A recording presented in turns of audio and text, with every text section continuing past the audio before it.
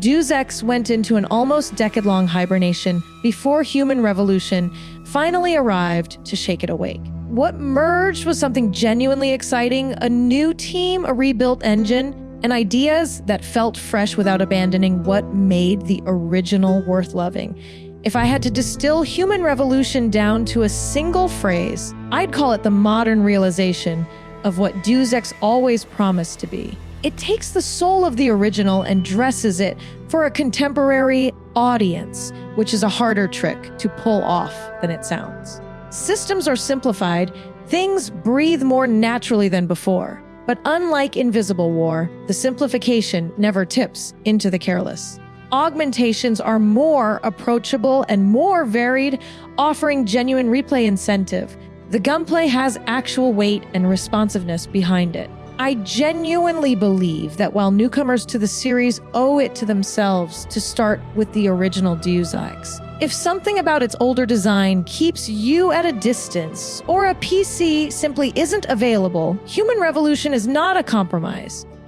It is a worthy entry point in its own right. Yes, there are real frustrations tucked inside it, and I'll get to every one of them, honestly. But a game being better than the sum of its parts is a meaningful achievement. And this is that game. It is, in my view, still the finest entry in the series. The first thing that hits you when you boot this up, before the story, before the characters, is how much the hardware generation gap changed what was even possible. A decade between entries means a full console generation passed too, which is why Human Revolution arrived on Xbox 360 and PS3 hardware. That technological leap is written into every environment. Areas are substantially bigger here, sometimes double the footprint of anything the prior games managed, and they flow together with almost no loading interruptions. When a transition does require a separate load, it's genuinely the exception rather than the default. You move through this world end to end with a sense of continuity that earlier entries couldn't offer. These spaces are also alive in a way that impresses me every time. The density of NPCs, the architectural complexity that must have demanded months of iteration to get right, it all adds up to locations that feel genuinely inhabited. The color palette shift is worth noting too. The prior games leaned into oppressive blacks and blues, while Human Revolution pivots toward black and gold, something warmer and almost inviting despite all the darkness inside it. The yellow saturation is strong enough that I'm fairly confident Wiz Khalifa would feel right at home. What's interesting is that even this version isn't the game's definitive form. The footage that shows up in discussions of this game is almost always from the director's cut release, which stripped out much of the gold color filter layered over the original. I think the director's cut is the better looking version, too. I want to say that clearly. But there's a part of me that wishes they had fully committed to the original's visual identity rather than softening it. Within these locations, the game also offers side quests that do meaningful work in fleshing out this world. Where the original Deus Ex gave side missions complex multistage structures like the extended Sandra sequence, Human Revolution trims these down to something leaner, more streamlined. They're easier to track and follow. What they give up in structural depth, though, they make up for by staying laser-focused on the story this game actually wants to tell. Human Revolution is a prequel to the entire franchise, meaning in chronological story order, it's where the whole thing begins. I find this decision genuinely clever and not simply for marketing reasons. Though yes, setting it first in the timeline is a clean way to court newcomers who want the full picture without prior knowledge. There's also a fascinating and somewhat dizzying structural quality to how the sequels interact with the timeline. Mankind Divided, the follow-up, sits later than Human Revolution chronologically, but still before the classic games. Which means playing in release order sends you forward in technology while moving backward in time. While story order sends you forward in time while moving backward in technology. My recommendation is release order. context from the earlier games genuinely enriches the narrative of both prequels in ways that story order can't replicate.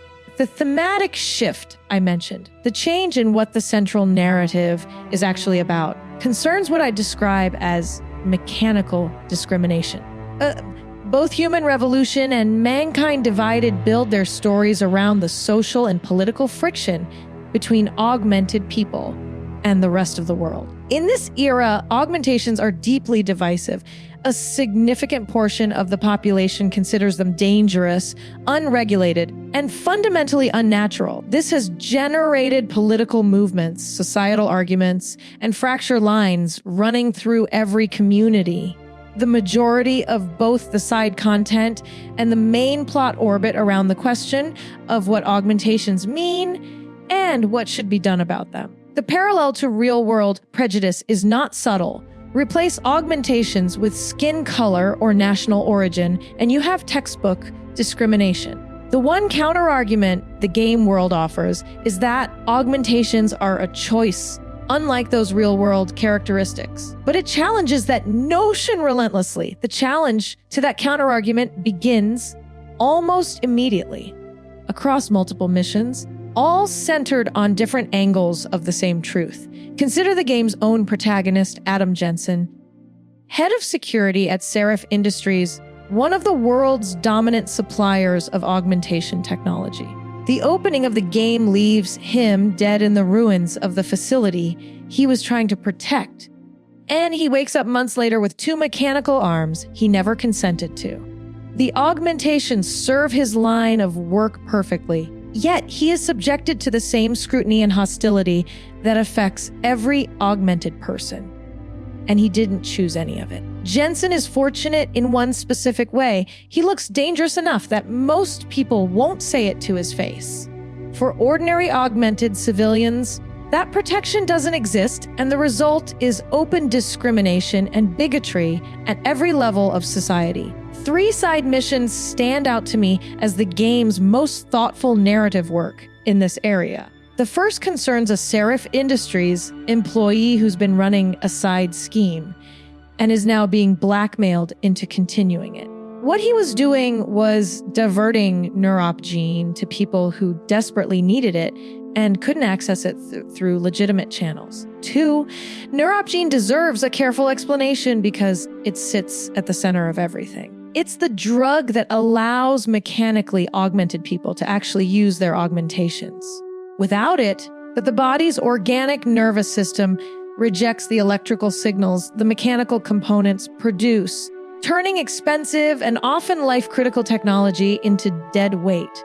Think of it as a bridge between biology and machinery, one that needs to be rebuilt every single week. A missed dose doesn't just cause the augmentations to go offline. 2, the body begins to reject them more aggressively over time, leading to symptoms that range from dizziness all the way to seizures and death. Augmented people are, by biological necessity, on a permanent weekly timer. Some cannot afford to keep resetting it. And that's before accounting for people like Jensen. Individuals who had augmentations forced on them and now face not only the cost of hardware they didn't ask for, but a lifetime pharmaceutical dependency they never agreed to. This dependency becomes a tool of control in the second mission I'd highlight, in which a group of sex workers employed at a particular establishment are being pressured to accept augmentations or lose their jobs. These women are almost certainly not earning enough to fund their own Neurop gene supply. Their employer's wealth becomes leverage the moment the augmentations are installed. Get fired, and you lose your income and your ability to maintain your own body.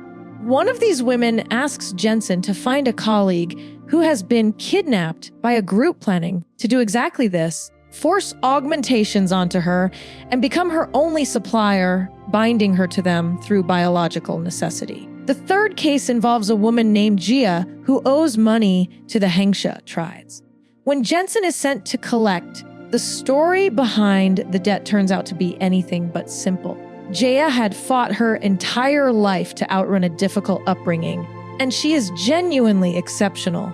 She was at the top of her class academically, but the professional world she entered, Hyphenet's brokerage, is populated by wealthy competitors who purchased augmentations that directly enhance their work performance, including the ability to read the emotional states of clients mid-conversation. Gia needed a loan to compete on the same level. She went to the Triads because there was nowhere else to go. Despite their different circumstances, all of these people share a common reality. Augmentations are not luxuries. They're something people need to stay employed, to stay competitive, to stay alive. This makes the neuropgene situation even more damning because it adds yet another weight onto people who were already carrying too many. There is something genuinely uncomfortable about watching this fictional world distribute a survival drug as a commodity, and I think that's entirely intentional. The insulin parallel is something the game practically invites you to draw yourself. Diabetics need insulin the same way augmented people need neuropgene, not as a preference, but as a condition of being alive. Historically, insulin prices have climbed every year, with some patients paying over $300 per vial and requiring multiple vials monthly. Even the recent push toward a more affordable price cap still represents an enormous markup on something people simply cannot go without. Human Revolution earns a great deal of credit, in my view, for refusing to frame this as an abstract political issue and instead showing the human cost one story at a time. Beyond the financial dimension, the social hostility runs equally deep and openly. AG gets deployed as a slur in this world. People aren't shy about their desire for segregation. A no augmentations policy gets floated in conversation as though it's a reasonable idea worth debating. Ordinary citizens are openly bigoted toward fellow human beings for something that in many cases, those people never chose and cannot afford to undo. This is why the streamlined side quest design actually works in the game's favor despite being simpler than the originals. 2, the trade-off is a tighter thematic focus, and it pays off by concentrating all of its energy on this one question: augmentations and what they mean for society. Human Revolution avoids the scattershot quality that can come from trying to address everything at once. We may not always get to see the long-term outcomes for the people we help too, but we see enough of the immediate texture of their lives to understand what's at stake. The protagonist's place within this world requires some setup. The game opens on a conversation between members of the Illuminati. The only visible face being Bob Page, a character familiar to anyone who played the original games. Because this is a prequel. Characters who were dead in those games are alive here. Don't get too attached to seeing them, though, because this is genuinely the last time the Illuminati appear as an active presence in the story, a choice I find both bold and aggravating, but I'll return to that. The scene that follows introduces Adam Jensen and Megan Reed, who are ex-partners now working at the same company. Jensen handles security. Megan is a scientist. The dynamic between them is the professional awkwardness of people who still carry feelings they haven't fully resolved. There are small details that do real work here.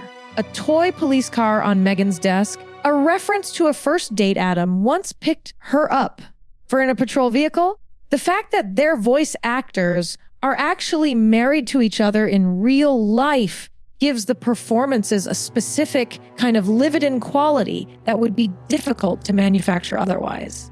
I have genuine affection for J.C. Denton, but Adam Jensen has always struck me as the more emotionally grounded protagonist, a character whose exhaustion and conflicted nature feel earned. His voice actor would go on to play Sam in Starfield, and to this day, I think of that character as Jensen with a spacecraft. The game also draws deliberate lines of connection back to its predecessors. Jensen wears a trench coat and glasses in a world where that combination makes no particular practical sense, a callback to J.C. Denton's iconic look. Pritchard fills a similar narrative role to Alex Robinson as the hacker in the protagonist's ear. And Farida Malik parallels Jock as the pilot who keeps Adam moving from mission to mission. The game soundtrack makes a genuine effort to echo the synthetic textures of the original score, and scattered radio broadcasts throughout the game will sometimes play tracks directly from the earlier games. I read all of this as sincere tribute rather than nostalgia mining. Eidos Montreal clearly understood what made the original work, and they wanted that spirit present in what they built. On the music specifically, I still think the original takes the prize, but the cast of Human Revolution is one I enjoy more. Individual characters here get more specific personalities and their own side arcs than the ensemble of the original managed. Both Malik and Pritchard are developed enough to warrant their own dedicated missions. Farida is warm and direct, a pilot who proves her value to Jensen repeatedly and asks for his help when a friend's death in Hengsha turns out to be a murder covered as an accident. Pritchard, on the other hand, is deliberately irritating, the kind of person who finds fault with everything and expresses it constantly. Jensen and Pritchard snipe at each other throughout the whole game. I actually appreciate this dynamic more than straightforward warmth would have offered, because characters who need something to work through tend to be more interesting than ones who start easy and stay easy. His eventual pivot comes through an investigation into Jensen's past that he initiates on his own, driven by his own curiosity and professional instincts. Separately, his office contains a poster for Final Fantasy, which, given that Eidos Interactive is owned by Square Enix, checks out as a reasonable detail. Though the poster assumes a number of sequels that, sitting here now, makes it feel optimistic in retrospect. The cast as a whole works. Not all of them return in Mankind Divided, which is a genuine loss, but within the scope of this game, they justify the attention spent on them. Returning to the main story, too. In following Megan through the early game, the player gets a close look at the less visible side of Seraph Industries' work. Augmentations used in warfare represent one of the more pointed criticisms leveled at the company. Technology designed to enhance human capability being inevitably adapted for maximum lethality. Something like the Typhon launcher, a device that disperses grenades around its user with devastating area coverage, illustrates how quickly enhancement becomes destruction, particularly when this same technology is commercially available to anyone with the money for it. Megan's counterpoint is that her own research is focused on enhancement rather than harm. Specifically, she's preparing to present a finding she believes will unlock biological potential that has always been dormant in human DNA. Her framing is deliberate. Rather than presenting augmentations as things added to the body, she's positioning this as revealing what was already there. The specificity of that framing matters because it's designed to disarm a particular line of criticism. What comes out later is that this discovery traces back to Adam himself. As a child, he was taken to a facility called White Helix Labs, where genetic experiments were conducted on children. Every other child died. Adam survived too, which is what made his genetics so valuable. Two facility workers, unable to live with what they had participated in, burned the place to the ground and arranged for Adam to be placed with a family who raised him without ever knowing this history.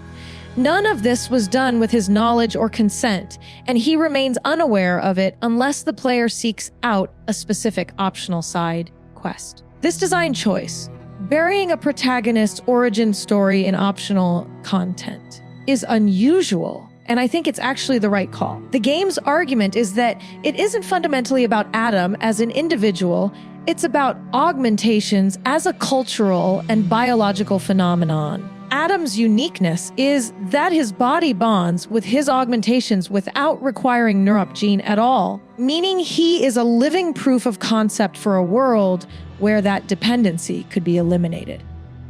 That is what Megan wants to present to the world. A biochip derived from Adam's DNA that could replicate his qualities at scale, rendering Neurope gene obsolete. Adam, for his part, knows none of this and experiences the early game simply as escorting his ex-girlfriend to an important meeting. This normalcy ends during a conversation with Seraph's CEO, David Seraph, which is interrupted by an alarm. What Adam expects to be a minor security incident turns into a full-scale hostile takeover. Bell Tower, a private military contractor, attacking the facility with the intention of destroying the research and taking Megan and her team. This is where Adam is killed and where the game properly begins months later with new mechanical arms and a new job. Following RoboCop logic, apparently death is not sufficient grounds to take bereavement leave.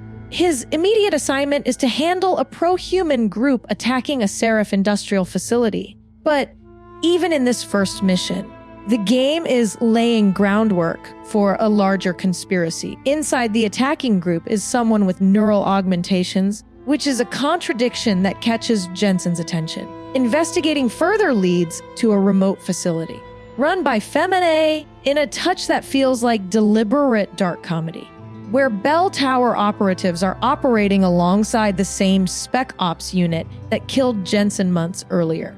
This is where the game's 3 boss fights come in, and I think they are the clearest structural failure in an otherwise carefully constructed game. I want to be fair here, Human Revolution's development was genuinely constrained. The boss fights were outsourced too, and the director's cut went back and added new options to each encounter.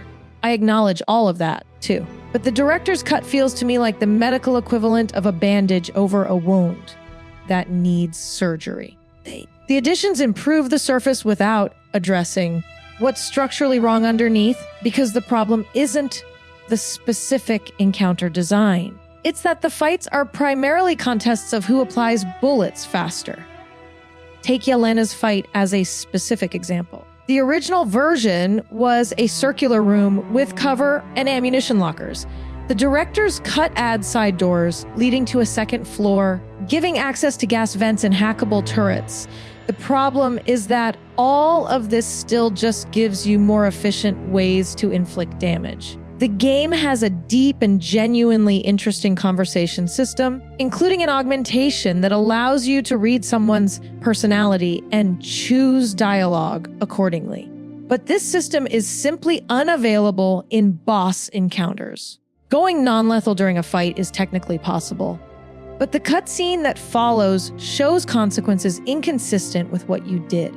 These 3 people are the only real connections to the Bell Tower organization all game. Strip away their role as hired hands of the Illuminati, and there's almost nothing personal in any of these confrontations, which represents a real step back from what the prior games managed in building out their antagonists. So, eliminating Barrett gives Jensen his next thread to pull: Hengsha, China. This city has its own augmentation tensions operating in parallel with Detroit's, but the visual direction refuses to let the subject matter drag the game's aesthetics into grimness. I find Hengsha genuinely beautiful to move through, and more impressively, I still find it beautiful years after the original release date. Some character models have aged noticeably, and the choice to use pre-rendered FMV cutscenes alongside in-engine ones creates a visual inconsistency that I find surprising, if not entirely unwelcome.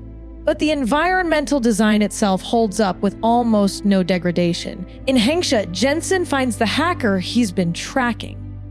Through him, the trail leads to Zhao, the CEO of Taiyang Medical and Seraph's primary corporate competitor. Getting access to her means acquiring an employee card that opens up her headquarters. By this point, the main plot has revealed itself to be an extended chase, and I want to be honest about how I feel about that structure. The goose chase narrative is one of the storytelling devices I find least compelling in any medium, and Human Revolution commits to it deeply. When Jensen finally reaches Zhao, what he learns is that Megan's team was fitted with GPS trackers. But someone above Zhao's level in an undisclosed hierarchy disabled them. That hierarchy turns out to be the Illuminati, of which Zhao is a member, using Taeyong Medical as a legitimate business through which to launder money and consolidate control over the augmentation market. Zhao's connection to celebrity news anchor Eliza Kassan adds yet another layer. Eliza either knows what's happening or is actively involved. What actually emerges from this sequence is the revelation that Megan and her team are alive. The majority of the world assumed them dead. There's even a side quest from Megan's mother investigating inconsistencies in the official account. As a narrative beat, the reveal is well executed and represents one of the game's better moments. But then the mission resets to finding Megan again, and the clock on that search has not moved. The castle always has another castle inside it. I want to be precise about this critique because I don't think it's a minor one. If you pull the main plot out of the game and examine it in isolation, what you find is a long sequence of misdirections in service of a destination that, when reached, doesn't carry the weight all those hours of searching should have earned. The detour to find the hacker leads to finding Megan is alive, but still lost. The information from Eliza leads to yet another layer of the chase. I counted the minutes I spent in one stretch where the only thing happening, narratively, was movement toward a goal that kept retreating. 2. The gameplay carries you through it. The actual mechanics of human revolution are good enough to make even structurally thin sections enjoyable. But the plot, stripped of its side quest scaffolding, thins considerably. The lowest point in narrative momentum arrives with the integration of the DLC content, the missing link, which the director's cut folded into the main game at the point where Jensen gets captured. I have mixed feelings about this structural decision. On one hand, the integration makes the DLC feel less like an afterthought purchased separately.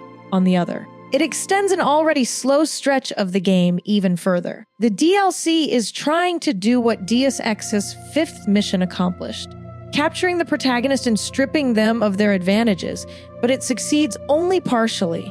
Jensen loses both weapons and augmentations. The game returns your upgrade kits, but not the augments themselves, which in practice meant I spent the entire DLC rebuilding a loadout I had already carefully constructed, instead of using my existing capabilities in creative ways. The original Deus Ex capture mission worked because your augmentations survived the capture and you could actually use them while searching for gear. Removing both together cuts dramatically into the options available. And I suspect most players never rebought augments they already had, which defeats the purpose of giving the kits back. The DLC's strongest material is thematic. The Bell Tower facility, where Jensen is held as running something called the Hearn Project, a supercomputer networked through human beings used as cognitive drones. 2 doctors, Gary Savage in a nice series callback and Tiffany Kavanagh, are being forced to run the program. There's a side project tied to DARPA involving military tracking applications that draws an obvious but well-earned parallel to Metal Gear Solid 4's central tensions. The practical frustrations of the DLC's design are real.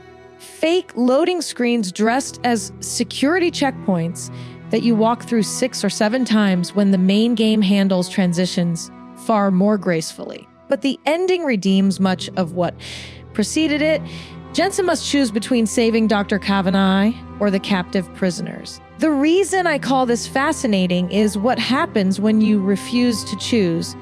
Explore far enough and you find a vent leading to the gas dispersal system, allowing you to save both groups simultaneously. It's the kind of solution that the original Deus Ex perfected, offering a third option without advertising it, found only by people who refuse to accept that a binary choice is the only choice available. The DLC ends with a setup for the Juggernaut Collective, too. An anti-Illuminati faction that doesn't pay off until Mankind Divided, which makes it feel like setup in the purest sense. After the DLC, Jensen arrives in Singapore, where Megan and her team are finally located and rescued. In the vicinity, a global event affects all augmented people simultaneously, a circuit disruption that reaches every augmented individual on the planet. The explanation, as it emerges, is that the Illuminati engineered it deliberately so that replacement chips would become the new industry standard. Chips built, as it turns out, with the capacity for remote behavioral control on a planetary scale. Pritchard mentions the option to visit a clinic and get the new chip, but only once, only casually, with no quest marker to guide you there. If you do visit and receive the chip, the EMP that follows incapacitates your augmentations for the final section of the game. If you don't, you continue without consequence. It's another example of human revolution's hands-off design philosophy. Options exist, consequences are real, and the game won't underline them for you. After roughly 20 hours, we finally meet Megan face to face. And this is where the story accelerates sharply into its conclusion. Hugh Darrow, the inventor of augmentations, appears on screen delivering a speech at the base of a massive installation called Pangea. He then activates a signal that drives every augmented person on Earth into violent psychosis, not just in the room, but worldwide. The goal becomes stopping the broadcast at its source. Pangea is the final level, and like the games before it, the conclusion involves meeting the principles and choosing which ending to enact. Hugh Darrow, despite what he has just done, has a coherent internal logic. He knew about the Illuminati's plan for the biochips and arrived at the conclusion that the Illuminati cannot control what no longer exists. Therefore, eliminating augmented people eliminates the threat vector. I find this logic contemptible, but not incoherent. It's the reasoning of someone who believes mass death now is preferable to mass control later. We can argue him toward acknowledging that his philanthropy and his murder are incompatible identities, and his counterargument, too, that people will eventually see the truth of why he did it, is answered simply enough by pointing at the bodies. What makes him a genuinely interesting character is the bitterness running beneath his stated reasoning. He is one of the few people in the world whose body categorically rejects augmentations regardless of neurop gene dosage. The father of augmentations is the one person who cannot benefit from them. There's a satisfying irony in that, even as it makes his motives harder to fully respect. Darrow's proposed ending involves broadcasting the truth about the Illuminati to the world. An alternative available through him is editing that broadcast to create a false narrative blaming a different group entirely. The Seraph and Taggart endings, meanwhile, can be missed entirely, as the game merely suggests their location in Pangea without marking it in the quest log. Seraph advocates for fabricating a story that pins the atrocity on Taggart and Humanity Front, claiming biological warfare against augmented people. Taggart counters with a quieter lie: a contaminated neurop gene batch was responsible, a technical accident rather than a deliberate attack. He also specifies, worth noting, that his perhuman position has never been about eliminating augmentations, only regulating them. And like Invisible War, refusing all the options entirely allows Jensen to destroy Pangea, taking everyone present with him and leaving the public to interpret the event without a narrative being handed to them. These are philosophically interesting endpoints, and I appreciate their existence. But my frustration with the main plot lives precisely here. After 20 hours pursuing a woman we met in the opening minutes, we arrive at a choice between 3 men we have barely interacted with throughout the whole game, 2 conversations with Taggart, 2 with Darrow, 3 or 4 with Seraph at most. Compare this to Invisible War, where the ending factions were encountered throughout the game and given enough screen time that you could form genuine opinions about their values and goals. Human Revolution chose its goose chase over its ideological depth, and the ending is where that trade-off is most visible. And then there is the final boss, Zhao. I want to approach this with the same care I'd give a sensitive subject, because this is genuinely one of the weakest sequences I have encountered in a game I otherwise admire. Zhao is the final obstacle. To stop her, you pull levers that release human drones from the DLC.